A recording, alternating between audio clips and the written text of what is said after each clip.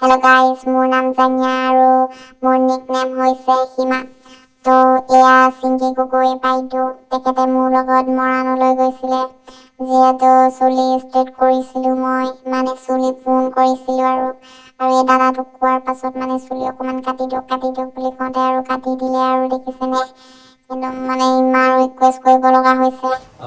সদায় ব্লগ বনাই থাকিবা, আমি চাই থাকিম, এণ্টাৰটেইন কৰিব। আমাক বহুত ধুনীয়া ব্লগ বনোৱা, যোনে চাই এক ফ'ল' কৰি দিব আৰু ইমানে সদায় ব্লগ দি থাকিব। Bye bye.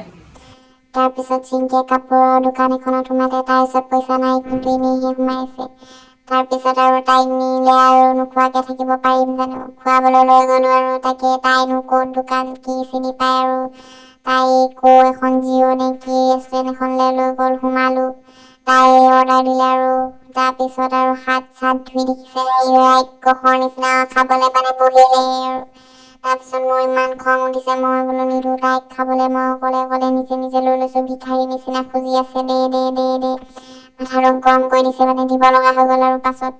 তাৰপিছত আৰু এয়া দেখিছেনে, তাইহে ব্লগ বনাই আছে, মানে খাই মেলি পূৰা খুৱাই দিলোঁতো, এতিয়া মানে একদম তন্দুৰস্ত হৈ গ'ল যে। তাৰপিছত আৰু স্কুটিখন বোলো তই চলা, এয়া দেখিছেনে কিখন কৰি আহি থাকে, একদম মানে মোৰ ইজ্জতৰ ধাচি উৰাই দিয়ে।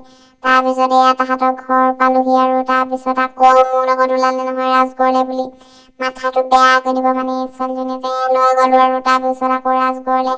তাৰপিছত আৰু মোৰ বাইলে কিবা এটা লৈ ল'লোঁ আৰু মই মানে আমাৰ বাৰ বিবালে। তাৰপিছত আৰু আকৌ তাইক ঘৰলৈ থ'ব আহিলোঁ নহয়।